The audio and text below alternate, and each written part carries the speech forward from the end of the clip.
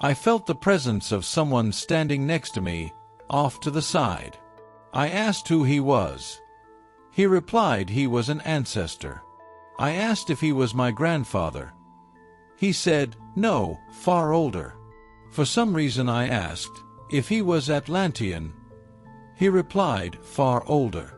He explained that he was part of the first colonists. I asked, colonists of what?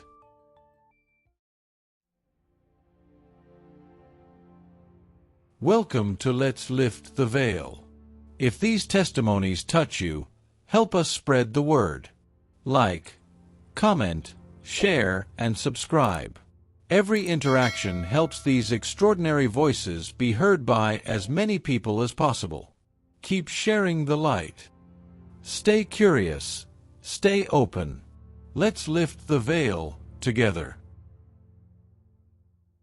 It was in March 2008, when my body had begun dissolving internal organs from extreme ketoacidosis. I began hyperventilating one evening and couldn't stop. My girlfriend had driven me to the closest VA hospital that was about 45 minutes away. When I arrived, I passed out at the check-in desk. It was determined the hyperventilating was my body attempting to release the carbon dioxide being generated from the ketoacidosis dissolving my internal organs. They told me later that most people are only able to expel about 40% of the gas and die from asphyxiation. Luckily, I was expelling around 95%, which allowed me to survive long enough to get to a facility that could immediately resuscitate me. My experience. I was immediately taken to something like the event horizon of a black hole. I saw the swirling gases flowing into a central black disk.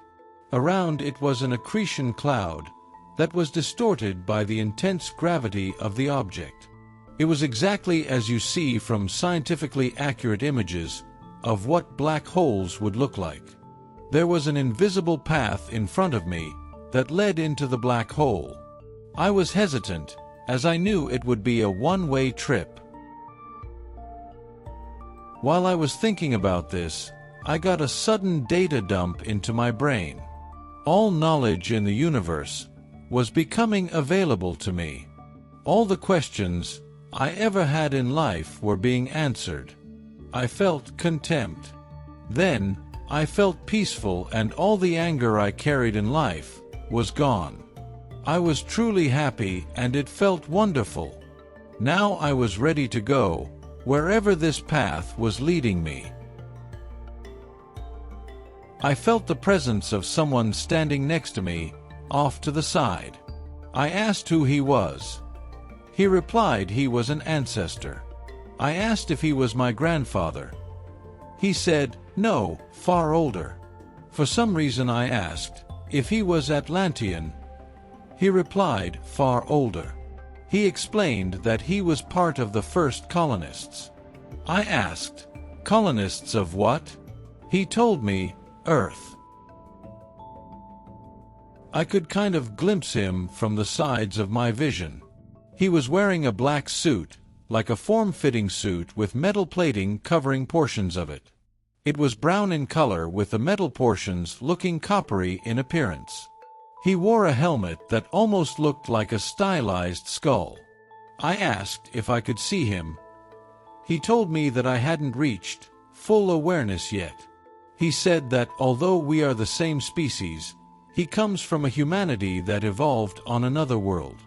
His physical appearance is different and might be a little jarring. I asked why he was here. He replied, you are not meant to stay. He was chosen to guide me back, because I had no emotional connection to him. If I had seen a past relative that I knew, I might be inclined to stay. He warned me that my body was currently being worked on at a VA facility. I had basically signed over my body to them by accepting medical care. The government may be inclined to use my dead body for military testing. He warned me that fates worse than death exist. Being kept alive, against my will by scientists experimenting on me, was one. Having no rights to my life was a literal, living nightmare. He warned me that when it was my time to leave Earth, it needed to be on my own terms. It was after this exchange that I awoke in my body 2 weeks after my temporary death. It had turned out that the doctors were able to bring me back to life and stabilize me afterwards. I had entered into a coma. My consciousness was gone, despite my brain not being dead.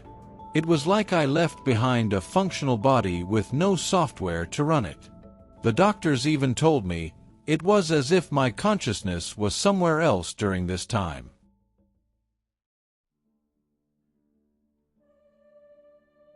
My life behind the veil. I remember that moment as if it happened yesterday. Not because it was dramatic, not because it was spectacular, but because it was completely calm. There was no blinding light, no tunnel, no exaggerated sensations or fantastic visions like you often hear about in other stories. No, everything felt surprisingly normal. My mind was clear, my awareness intact. It was like being awake, just somewhere else. From the very first instant, I knew I was standing at the edge of something. Something massive.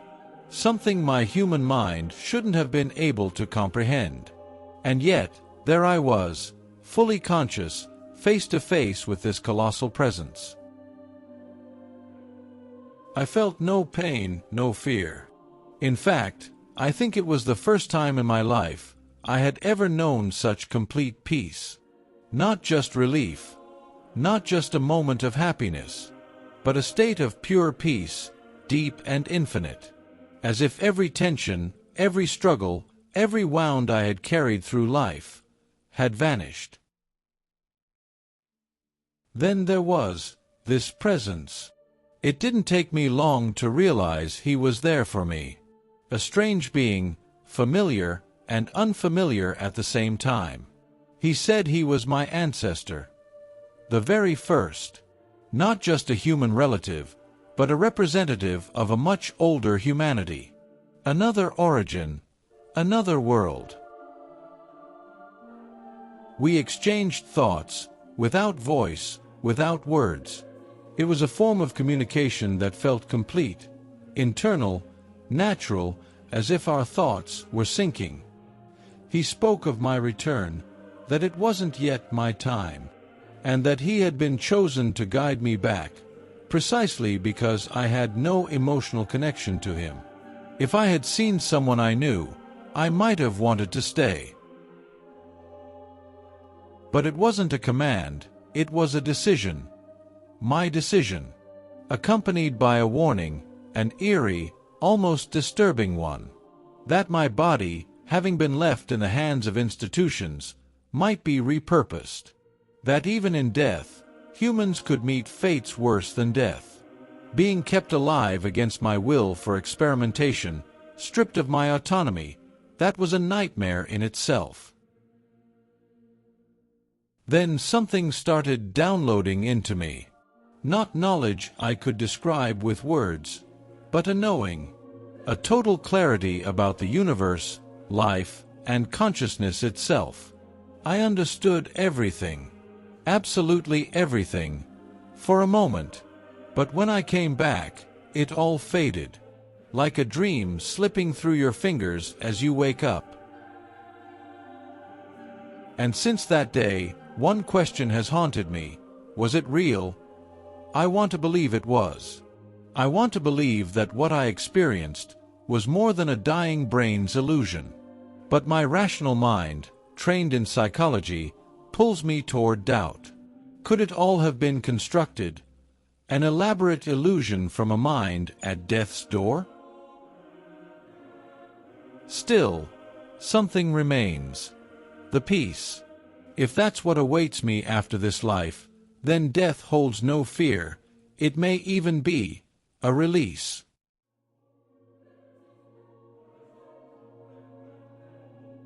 Thank you for listening to this near-death experience. If this story moved you, please consider liking, commenting, and sharing it. It's a small action for you, but it means the world to this growing channel. And if you haven't already, hit that subscribe button so you don't miss the next journey beyond the veil. Every click helps us give voice to these powerful stories. Take care of yourself and those you love. Until next time, keep sharing the light. Stay curious, stay open. Let's lift the veil together.